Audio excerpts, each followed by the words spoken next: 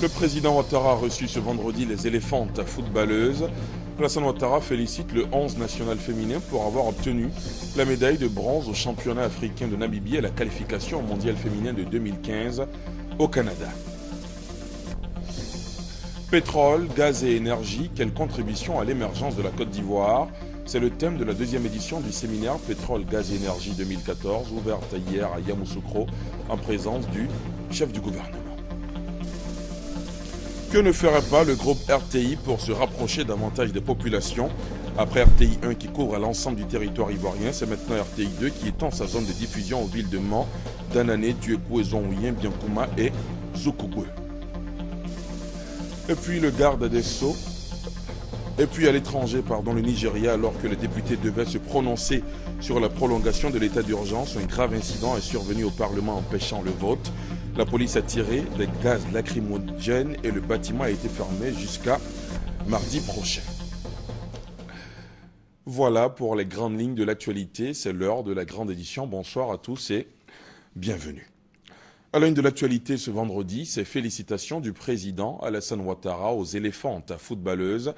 Alassane Ouattara a salué le 11 national féminin pour la médaille de bronze obtenue au championnat africain de Namibie et la qualification aux phases finales du mondial de football féminin prévu en 2015 au Canada.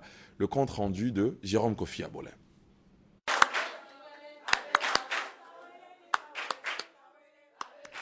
Une rencontre on ne peut plus sportive. C'est bien le cas de le dire, mais avec pour particularité le palais présidentiel, précisément la salle Mosaïque comme aire de jeu. Le chef de l'État, le président Alassane Ouattara, en y recevant les footballeuses, démontre ainsi qu'il est bel et bien le premier capitaine des éléphants dans toutes leurs composantes. L'enjeu ici est ni plus ni moins les encouragements de sa part à l'endroit du 11 national féminin. Cela à la suite de sa qualification pour les phases finales du championnat mondial du football féminin prévu au Canada en 2015, après avoir arraché la médaille de bronze lors du championnat africain du football féminin disputé récemment en Namibie. Faisant partie du Gotha aux côtés de ses athlètes pour exprimer leur gratitude au président Alassane Ouattara pour l'honneur qu'il leur fait avec cette rencontre, la présidente de la commission du football féminin, Berthe Adou, le premier vice-président de la Fédération ivoirienne de football, Sori Diabaté, et le ministre de la promotion de la jeunesse, des sports et loisirs, Alain-Michel Lobognon. Allez jouer, gagner et venez recevoir les honneurs de la République. Tel est le message passé à tous les sportifs ivoiriens. Monsieur le Président de la République, depuis qu'ils savent que vous récompensez ceux qui font honneur à la Côte d'Ivoire qui gagnent, nos sportifs gagnent désormais tout.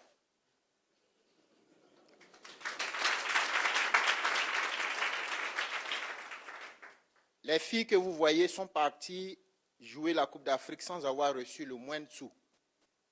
Elles avaient pour elles leur acharnement pour faire honneur au pays. Elles ramènent la médaille de bronze qui les qualifie pour la Coupe du monde de football en juin prochain au Canada. Gloire et honneur à nos valeureuses championnes dont la belle prestation a donné la rage de gagner aux footballeurs qui viennent de se qualifier pour la CAN 2015. Pour le président de la République, c'est une joie immense qui l'anime en recevant ces filles qui sont à ses yeux des exemples. Depuis quelque temps, il y a une farouche volonté de nos concitoyens de vaincre. Et ça, moi, j'admire et je vous félicite. Surtout, vous, nos filles, nous montrez la voie. Et bravo, il faut continuer.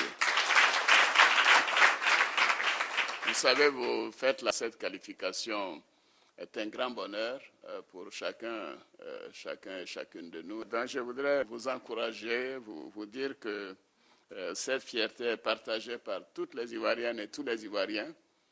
C'est vraiment la marque, je dirais, de la renaissance et de l'émergence de la Côte d'Ivoire. Et nous sommes sur la bonne voie. Papa est là, les filles. Aussi, le président de la République, Alassane Ouattara, a-t-il rassuré quant aux moyens à déployer pour soutenir les éléphantes footballeuses dans leur conquête au Canada. Séance tenante, il a dégagé une enveloppe de 100 millions de francs CFA et décidé de faire décorer ses filles dans l'ordre du mérite ivoirien. Pétrole, gaz et énergie, quelle contribution à l'émergence de la Côte d'Ivoire? C'est le thème de la deuxième édition du séminaire Pétrole, gaz et énergie 2014. La rencontre s'est ouverte hier à la Fondation Félix Houphouët-Boigny de Yamoussoukro en présence du chef du gouvernement ivoirien. En clair, il s'agit de dresser le bilan du développement de ces secteurs et définir de nouvelles orientations en vue d'en faire les socles de l'émergence du pays. On retrouve à Yamoussoukro, Maïsako. La deuxième édition du séminaire Pétrole, Gaz, Énergie fait suite à la rencontre de juin 2011 tenue à Yamoussoukro, à l'issue de laquelle un plan stratégique de développement 2011-2030 dans les secteurs énergie et pétrole avait été élaboré. 3 ans après ce premier séminaire, des résultats tangibles ont été enregistrés par la Côte d'Ivoire. L'amélioration de la gouvernance du secteur des hydrocarbures, l'amélioration du cadre légal, c'est-à-dire le code pétrolier en ce qui concerne l'exploration-production et une ordonnance du 18 avril 2012 qui a permis de relancer et redynamiser cela. La Côte d'Ivoire a investi 7 milliards de dollars dans le domaine de l'électricité depuis 2011, ce qui nous permet aujourd'hui de connaître un temps moyen de coupure plus bas que tous les États africains.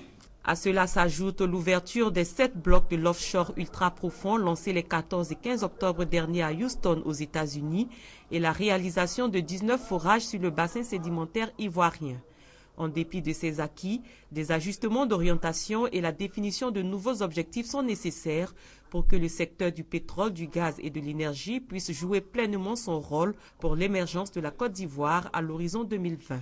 C'est dans cette perspective que s'organise le séminaire de 2 jours. La demande nationale et sous-régionale d'électricité est en forte croissance. La capacité installée est passée de 1630 MW en 2014 et devrait atteindre 2000 MW en 2015. Notre objectif, c'est d'arriver à 4000 MW d'ici 2020. Le gaz naturel représente 70% de la matière première. Après la cérémonie, le Premier ministre Daniel Kablan-Duncan a visité une dizaine de stands appartenant à des entreprises opérant dans le secteur de l'énergie, du gaz et du pétrole. Le garde des Sceaux, ministre de la Justice, Niénéma Mamadou Coulibaly, a soumis aujourd'hui des projets de loi pour ratification. Ils ont été adoptés par la Commission des affaires générales et institutionnelles du Parlement ivoirien. Le projet de loi concerne l'amélioration de l'environnement des affaires. On fait le point avec Geneviève Soro et Léon Bro. Améliorer le climat des affaires par la simplification et la facilitation du processus de création de sociétés à responsabilité limitée, SARL, ces recommandations de l'acte uniforme OHADA révisées ont déjà produit des effets entre avril et novembre 2014 en Côte d'Ivoire. 3277 entreprises créées pour environ 45 000 emplois. Voilà l'argument du garde des Sceaux, ministre de la Justice, pour obtenir le vote à l'unanimité des députés membres de la Commission des affaires générales et institutionnelles de l'Assemblée nationale du projet de loi pour la ratification de l'ordonnance relative au statut et capital social des SARL.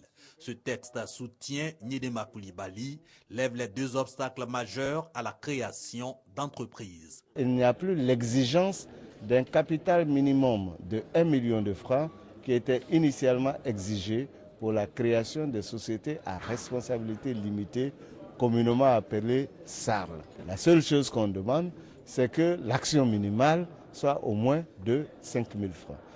La deuxième commodité que nous offrons à travers ce texte, c'est la suppression de l'exigence de passage obligatoire chez le notaire.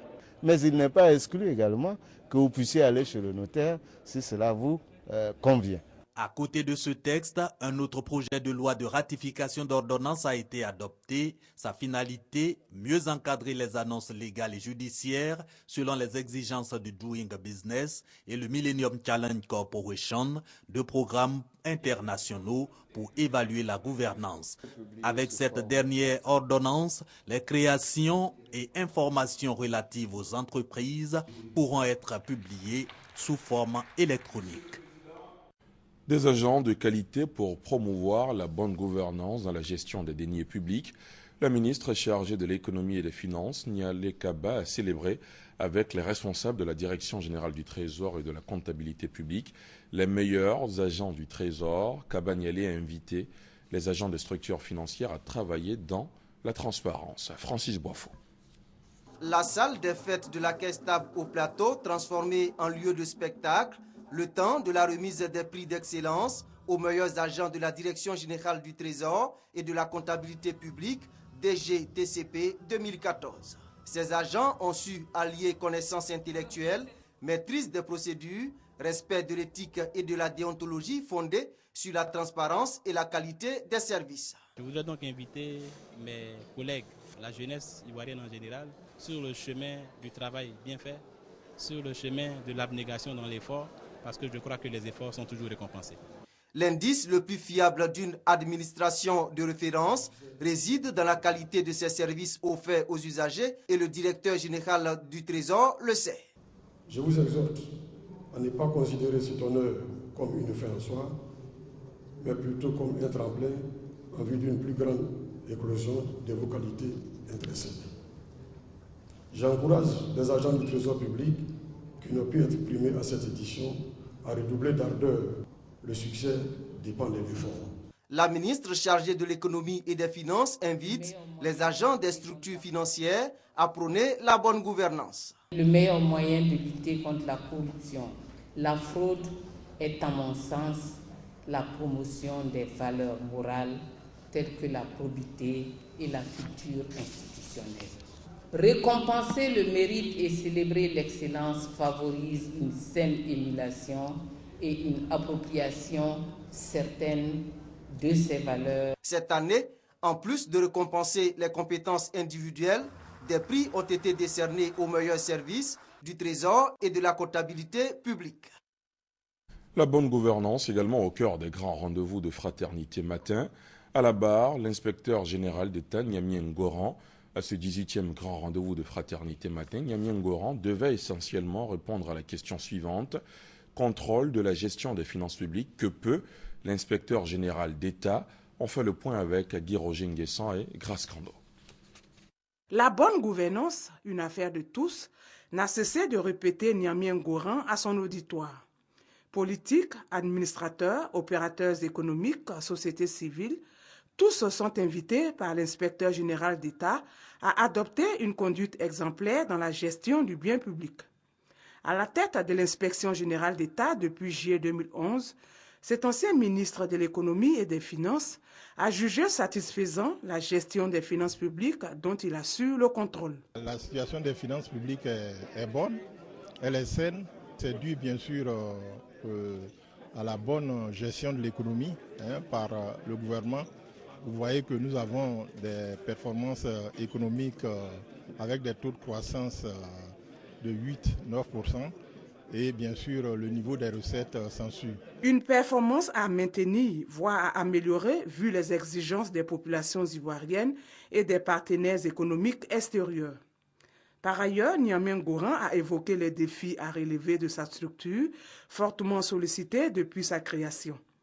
L'inspection générale d'État, rattachée à la présidence de la République, n'a pu résoudre que 52 affaires sur environ 1600. 40 promoteurs immobiliers ont été retenus pour réaliser les logements sociaux et économiques sur l'ensemble du territoire ivoirien. Selon les exigences du gouvernement, entre 3 000 et 4 000 logements devraient être livrés dans le premier semestre 2015. L'objectif à terme étant de 150 000 logements d'ici à la fin 2015. Notre reporter Francis Boifo était récemment sur l'un des sites de logements sociaux à Bingerville. Il s'est particulièrement intéressé à l'aspect économique de ces opérations immobilières dont l'objectif, faut-il le rappeler, est de loger les Ivoiriens et à moindre coût. Reportage. Les palmiers à huile qui poussaient à perte de vue il n'y a pas si longtemps sur ces collines ont été remplacés par un vaste chantier. Nous sommes à Bingerville, dans la banlieue d'Abidjan, et les travaux battent leur plein. Ce site de 12 hectares représente un investissement de 3 milliards de francs CFA pour la réalisation de près de 500 logements à la fois sociaux et de haut standing. Ce chantier derrière moi représente une petite partie d'un vaste programme gouvernemental destiné à combler 400 000 logements et à redynamiser la croissance économique par l'investissement et l'emploi. Avec ce projet, le gouvernement espère créer un cycle économique vertueux. Quand le bâtiment va, tout va.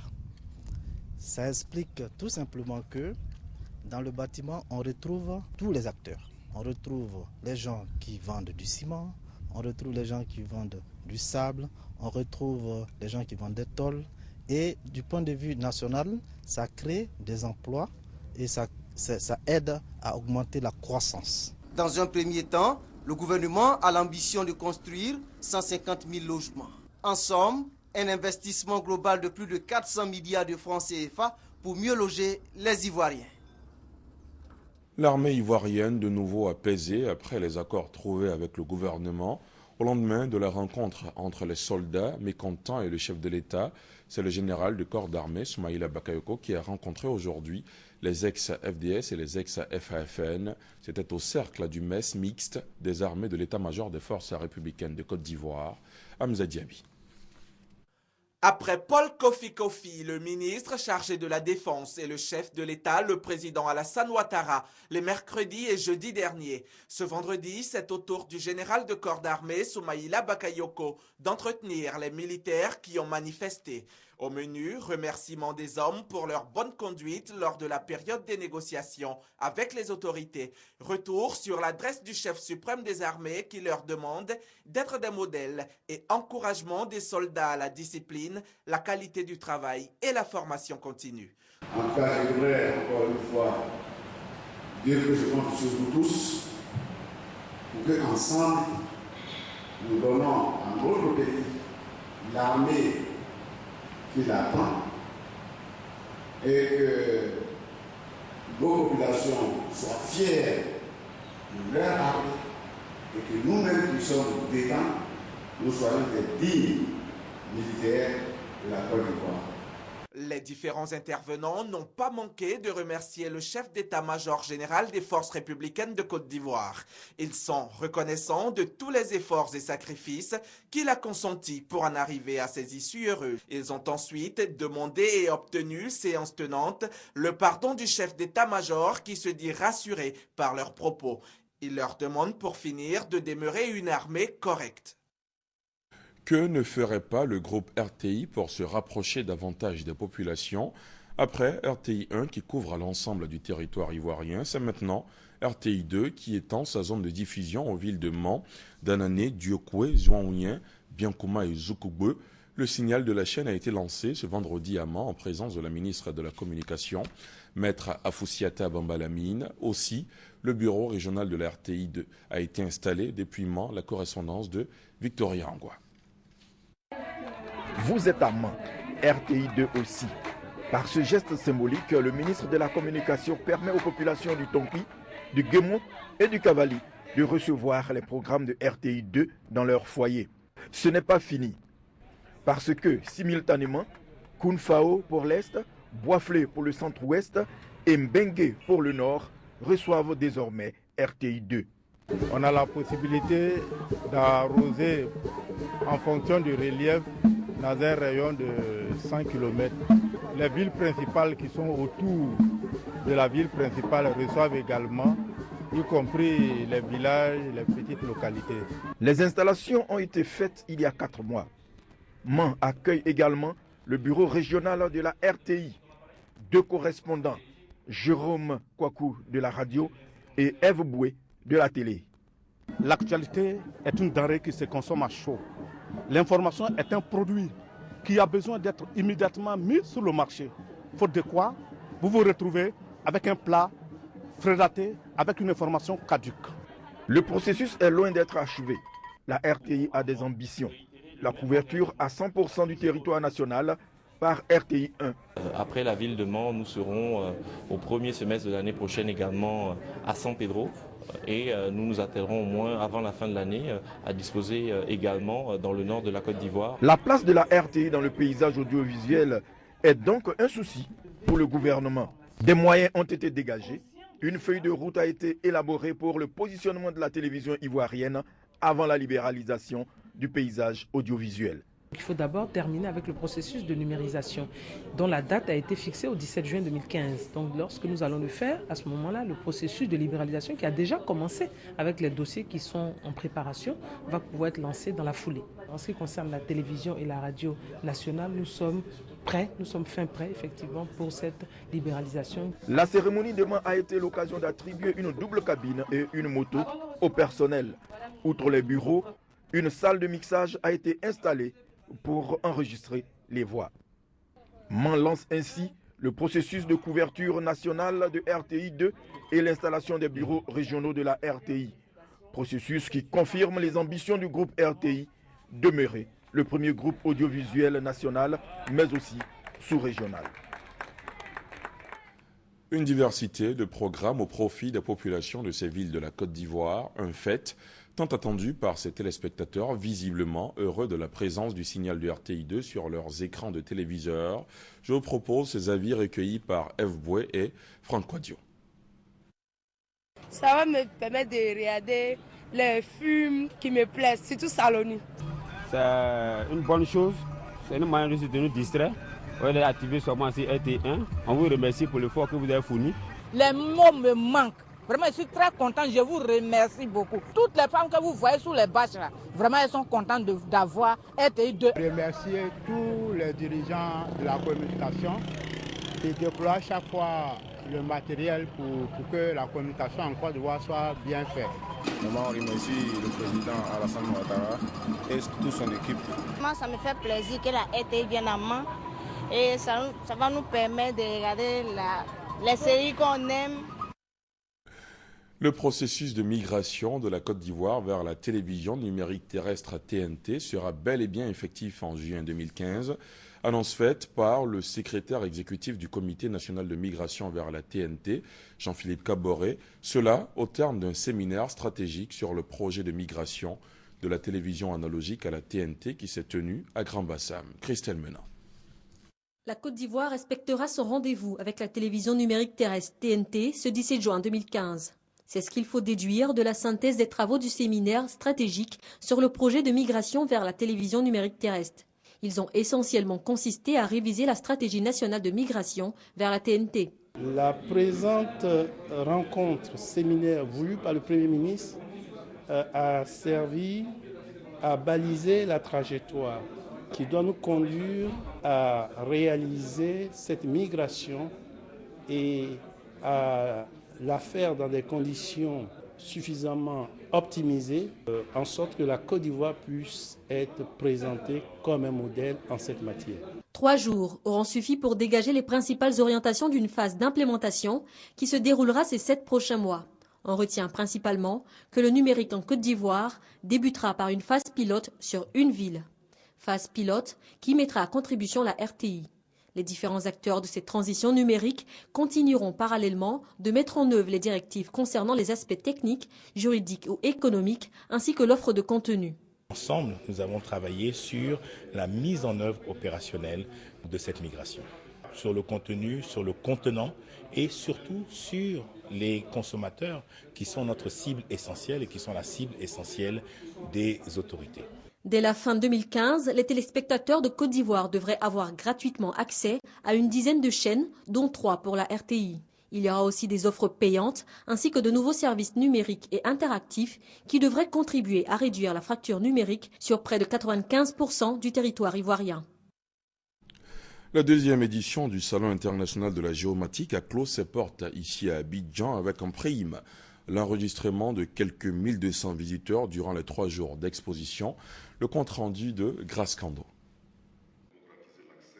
Le rideau est tombé sur la 2e édition du Salon international de la géomatique. Cette rencontre, qui a réuni plus de 700 participants venant d'Afrique et d'Europe, s'est déroulée autour du thème « La géo-information, outil de planification et de bonne gouvernance au service du développement local ». 25 conférences et 9 panels ont marqué ce 2e salon.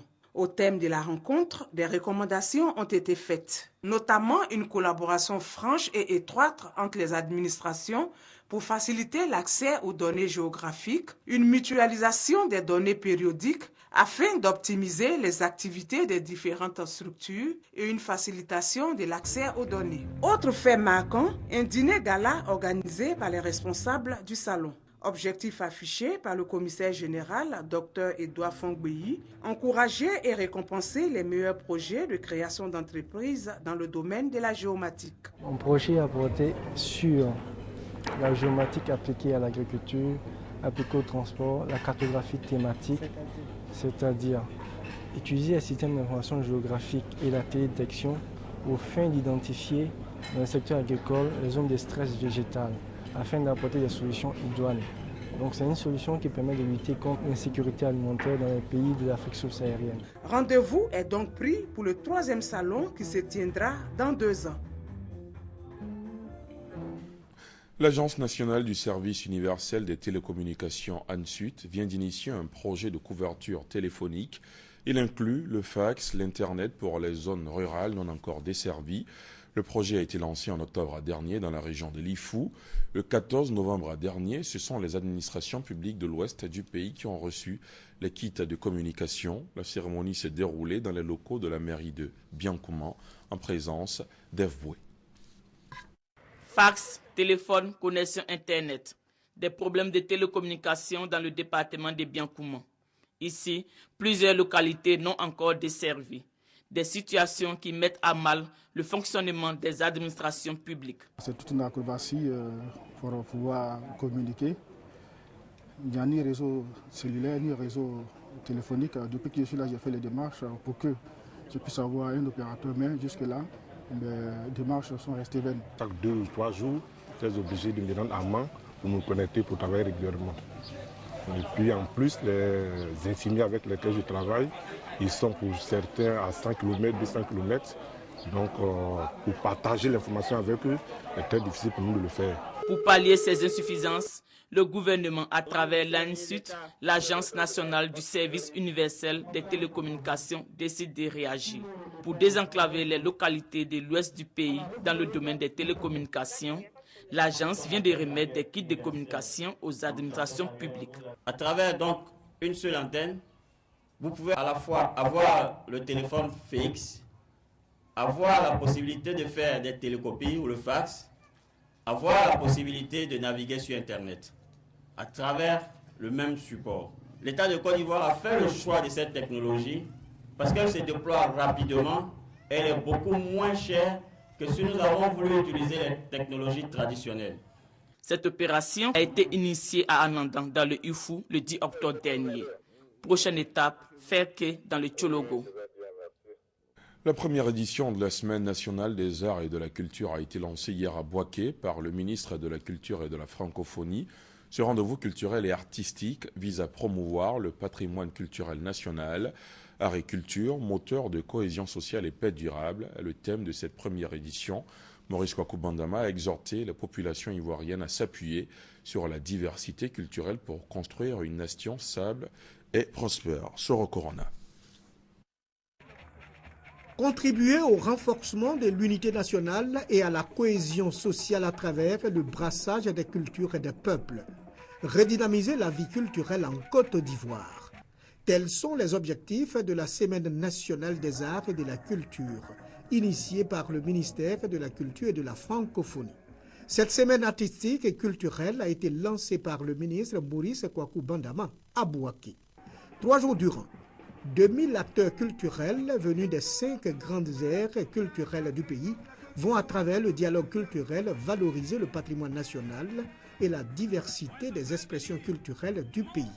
Les différents intervenants à cette cérémonie se sont félicités de la bataille culturelle que mène le ministère pour mieux vendre la destination Côte d'Ivoire. Le ministre de la Culture et de la Francophonie a donc invité la population ivoirienne à s'appuyer sur la diversité culturelle pour bâtir une nation stable et prospère.